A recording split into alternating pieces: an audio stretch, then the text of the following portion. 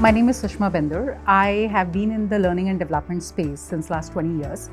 And since 20 years, if you work in a particular sector or in a particular type of work environment, you sometimes are really happy or sometimes you're not. You might have heard about the concept called Ikigai. So I think I have reached that Ikigai where I know that my passion, my vocation and the job, it's all the same. So learning is something that I love doing. And I feel that I have been able to contribute to a lot of lives in that way.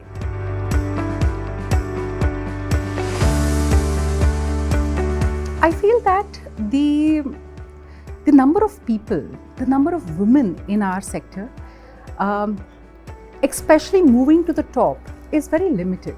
Probably the opportunities that we are getting is low. Probably we are not that much in depth into the knowledge that is required in the industry. Probably it's a combination of multiple things. But what I feel is that every industry has its curve, right? The adoption of women, the women-related programs that you conduct, and so on and so forth.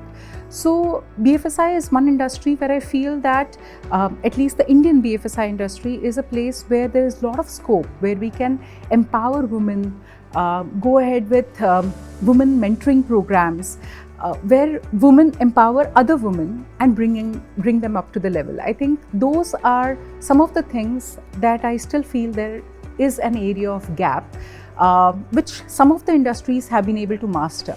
I have earlier worked with telecom industry and pharma, and both these industries, they have been able to master it.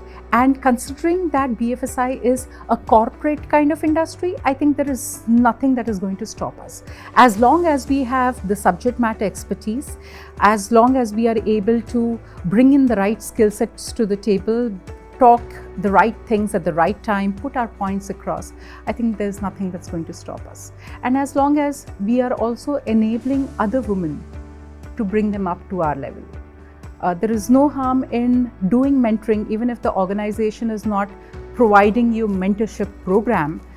Why don't we go ahead and say that, all right, I'm going to mentor this person, I'm going to help that person navigate the career path. We all have decided that we'll be staying in the workforce. Why not help others to stay in the workforce and bring them up to the level? I think that would be of great help.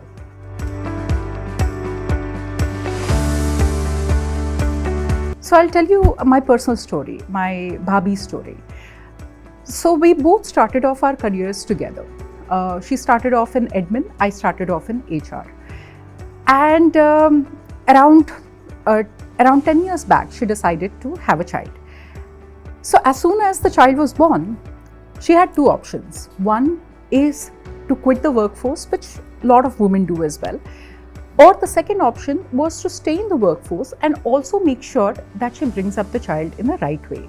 But how do you make sure that you not only be the superwoman, but also be the woman who can give time to yourself?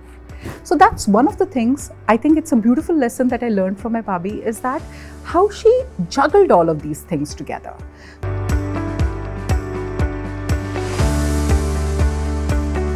There are multiple lessons that you learn from a lot of them, but one of the important lessons I think that I learned from my erstwhile organization CHRO. Her name is Dr. Raju Mistry. She's a CHRO of Cipla. And one of the important lessons I think that I learned from her is that we can have it all. It is said that women need to compromise on one thing or the other. But through her, what I also realized, she is pretty experienced in the field, and I've realized that she did have it all. She had a great career, she had a great educational journey with a good PhD, she has a great family, and she is absolutely fabulous at what she does. And all of us, we loved her.